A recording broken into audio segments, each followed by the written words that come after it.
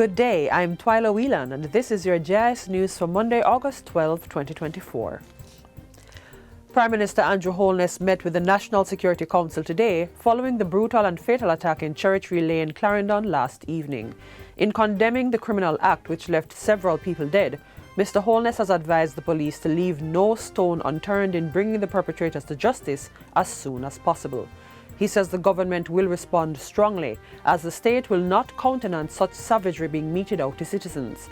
The area has been placed under a curfew. We are examining all dimensions of this terror act. We know that persons overseas are involved and connected in this act. We know that persons who are incarcerated presently have connections in this act. We know that multiple gangs are connected and involved in this act. Every gang, every person who in any way facilitated, provided the arms, or were involved and pulled the trigger themselves, we will find you. Areas, and I have accepted recommendation from the security forces to have extensive areas of curfews across the central, southern Clarendon, south and northern St. Catherine, where gangs collaborate. The Prime Minister says the incident is a reminder that, despite the approximately 17% reduction in murders so far this year, the government will have to persist and intensify efforts to aggressively target criminal gangs across the island. As investigations continue, Mr. Holness has extended condolences to all the families and is urging persons with information on the attack to report it to the police. In the meantime, he is assuring the nation that the government continues to pursue a multifaceted approach to support the security forces' efforts to reduce violent crimes. In other news, Prime Minister Andrew Holness is making it clear that funds will not be diverted from major capital projects to benefit the agriculture sector as the country pursues Hurricane Beryl recovery measures. He was speaking at last week's Denby Agricultural, Industrial and Food Show. We are not stopping the capital budget for the Essex Valley Irrigation Project. No, we're not stopping that. That's a massive project. We're not stopping the capital budget for the Southern Plains Irrigation Project. No, we're not stopping that. That is going on. According to Mr. Holness, the ideal irrigation coverage to boost productivity is 50%. He says that with approximately 13% of arable land being irrigated, these investments aim to add 5 to 7% more coverage. Now, that is what you call a massive infrastructure investment that is going to make more farmers be able to produce more. That is the essence of being resilient and independent.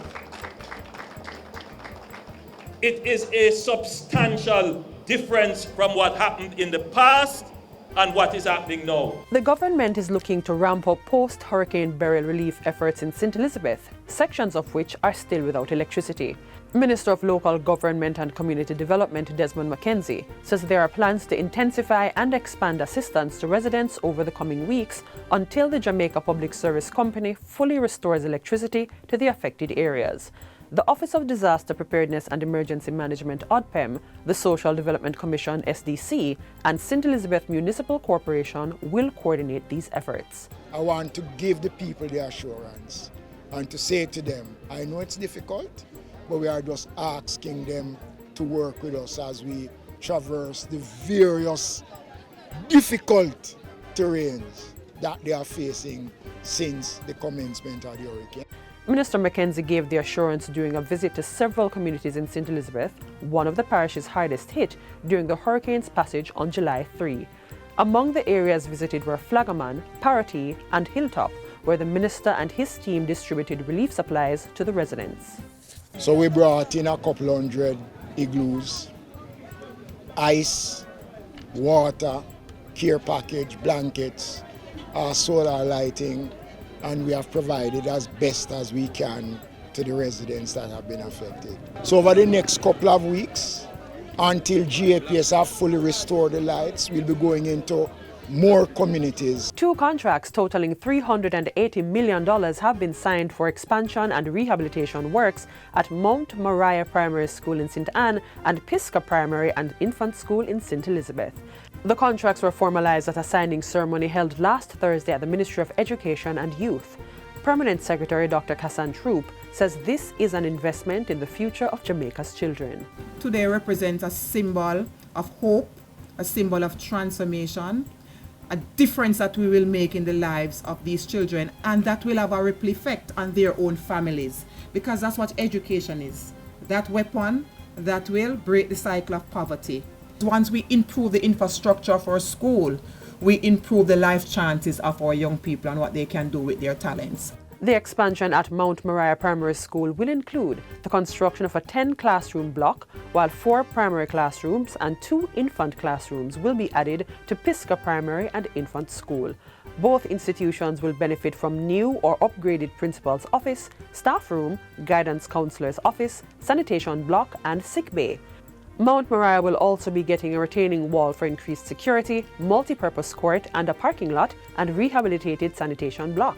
At Pisgah Primary and Infant School, the work will also include a new play area and improvements to the sewage treatment system. Termite treatment will also be carried out at both institutions. The projects are being carried out by the Jamaica Social Investment Fund under the Caribbean Development Bank Basic Needs Trust Fund, with counterpart financing by the Government of Jamaica. I would like to remind everyone that education is a shared responsibility.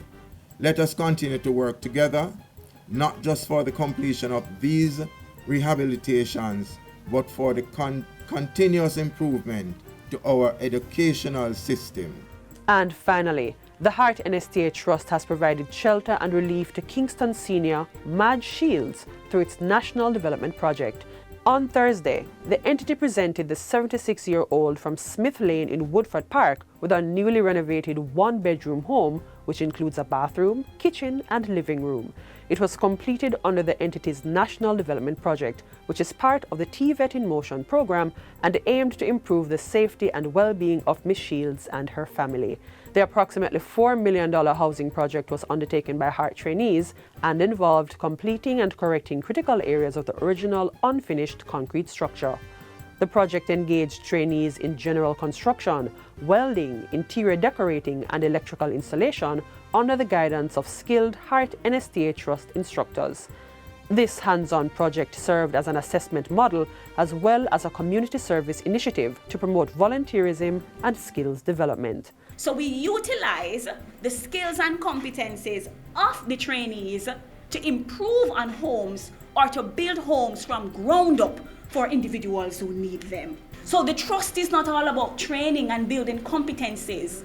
We look at what is happening in society and we ensure that the work that we are doing is aligned with the national vision. And that is why today we are proud to be handing over this tiny house to Miss Madge Shields. Ms. Shields was full of gratitude for what she says will greatly improve the quality of life for herself and her family. I'm thankful and grateful to everybody that come. Thank you. And that's it for Jis News Today. I'm Twyla Whelan. Thanks for watching.